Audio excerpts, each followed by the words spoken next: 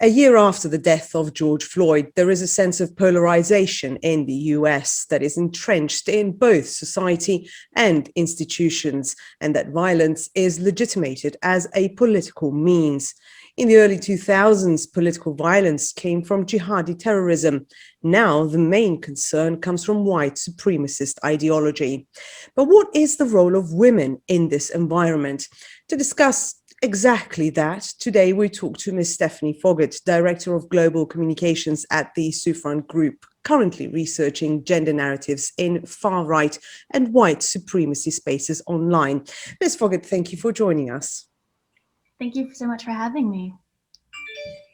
My first question really is, well, white supremacy is a misogynist narrative. In what way and how do women fit into this narrative? Yeah, so that's a very good question, and thank you for having me here to discuss this.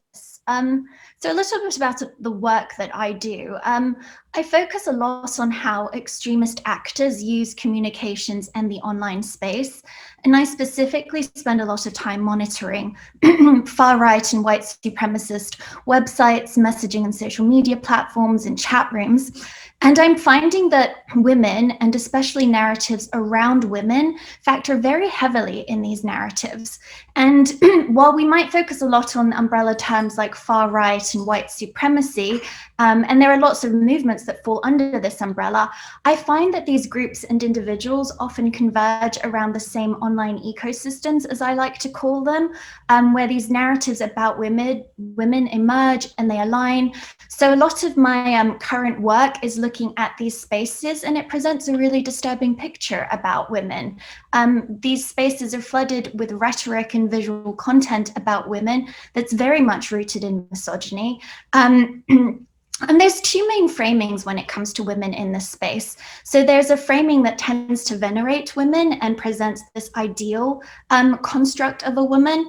And then there's framing that expresses disdain and hostility about women. So I'll touch on a little more of those. So understanding, the white supremacist online space, we have to understand that their worldview is rooted in the idea that the white race is under attack. It's threatened by, they use narratives like the Great Replacement or by a white genocide. So within this worldview, women tend to play this essential role. So on the one hand, white women and girls are presented as needing to be defended and protected from this onslaught that is happening to white global civilization. And there are lots of false narratives about attacks and threats on women and how men need to kind of stand up and protect them. But further within this, there's a lot of context about this ideal woman and the importance of motherhood and children. If you have a narrative that's very much focused on that the white race is going to be replaced or isn't going to be around, then there are lots of narratives about the need for white babies and a white future, and women fit in a lot in that type of discourse. But then there's the other side of the coin. So a lot of this content isn't venerating and isn't positive about women. It's actually very negative. So there's a lot of content that focuses on women who are deemed to be, transgressors, or that they're complicit in the current global system that is disempowering white men. So firstly, there are a lot of narratives about women of color, and especially from communities with a high birth rate, and them and their existence is viewed as an existential threat to this white male dominance. But then there's also a lot of content and narratives about feminists, about the LGBT plus community, about women in interracial relationships, women in the media, in advocacy, in law enforcement. So, they present that not only is their worldview under attack by these sorts of women, but this ideal woman is under attack. Feminism threatens these ideal women, that they're corrupting her and that they're leading her toward degeneracy. And a lot of these are founded in these conspiracy and ugly narratives that are anti-democratic, they're anti-LGBT LGBT, and they're anti-Semitic. So, you know, a lot of when there are attacks on women who fall outside of this ideal, they're often celebrated as well. So it's a very interesting space that presents, you know, women and female bodies, but with lots of narratives around violence and politics towards them. So, what would you say is the role of women as online agents in this white supremacy discourse? How do they become activists in this context? What are the main traits, would you say? Yeah, and that's another very good question. And I think it's important to begin by maybe framing something that I find typically problematic in this discourse. So there's a lot of literature around this. And when we discuss men and women and their roles in this, I find that a lot of the narrative is that men choose terrorism and extremism while terrorism and extremism happen to women. So a lot of these narratives, they lack agency, and they lack focusing on the fact that women actively choose to participate in these movements. They're there because they want to be there. So I think that's an important framing. And then if you look at the history of understanding this space and women's involvement in it, a lot of, you know, over the past decade and before that, a lot of the focus on women in terrorism was very much drawn out of that type of framing, that women were involved because something happened to them. So you look at like the Black Widows in Chechnya, that it was a trauma-driven phenomenon, that women participated in this activity because they experienced violence against themselves or against others. And there's similar type of framing when you look at the Tamil Tigers and the FARC in Colombia and others. But pulling to today, I think it's really important that we, you know, that's simplistic. Obviously, it's certainly important to understand that violence victimizes women, and we do need to understand it. But we also need to understand that women have agency. And I'd say my observations from studying this space and the women who tend to participate in it, they're drawn for the same reasons as men. They're drawn there for individual reasons, so alienation and exclusion, and they feel anger and frustration. They want to be a part of something that's bigger than themselves. They join for social reasons. They feel that them or their community is facing stigmatization or marginalization. Political reasons, they have group dynamic reasons, they have all of these reasons for choosing to be there and actively placing themselves in these positions. So I think that's an always important piece of framing that I like to make sure is there. But then when it comes to some of the roles that these women do, you know, as I noted, they're there for some of the same reasons as men, I find, but they can play specific roles. So we find that they often, you know, they've played roles in recruitment and in propaganda and in other things, and they tend to be less visible on the violence and the, you know, the operational front. But some big spaces where you tend to see women, guardians of the ideology. So they play this important role as being the incubators of the worldview, that they're going to pass it on within the family and within children, which we touched upon. Women can also, you know, they can bring or generate different types of attention. So operationally, women are considered less threatening. So a woman can probably go about her day evading security forces more easily. She might be able to get from point A to B or move things around for the group or for the movement. But on the other side, women can also garner a lot of attention. And when it comes to media and public discourse, which is also important to these groups. So if you look at the women who joined ISIS, there was huge media attention on women in these groups and how people were alarmed or intrigued by it. But that also generated a lot of propaganda for the group in and of itself.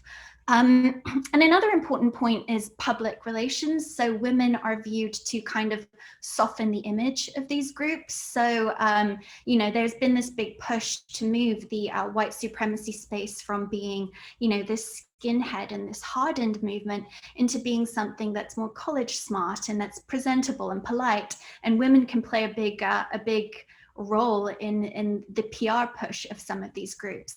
And I would say a last one that I see a lot is that women are used to shame men into participating. So there's, you know, they'll show women, you know, doing things and engaging in the movement, and you'll see then these narratives that, hey, you men, you boys, you sit online, you're sitting on your video games, here are the women getting up and fighting, here are the sisters, here are the daughters, they're here, why aren't you?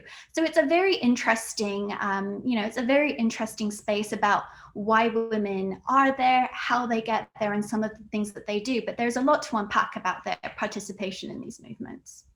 So when it comes to online counterterrorism, how do we act and how do we rehabilitate women that are engaged in this discourse? I mean, I guess what I'm trying to say is, what is the institutional mandate of governance for the protection of women that are victimized online? Can governments act on a regulatory level? Yeah, and that's actually a very important point that you've made. So when I approach this topic, I really like to make sure that I'm looking at gender from multiple angles. So we've touched a lot today on, women as perpetrators or facilitators of terrorism, but we also need to understand that women are also victims of terrorism. Terrorism and violence can affect women and girls in unique ways. Women are also agents in preventing and countering terrorism. Are there policies and practices in place to encourage women to participate more or to be heard more in their efforts against terrorism and extremism?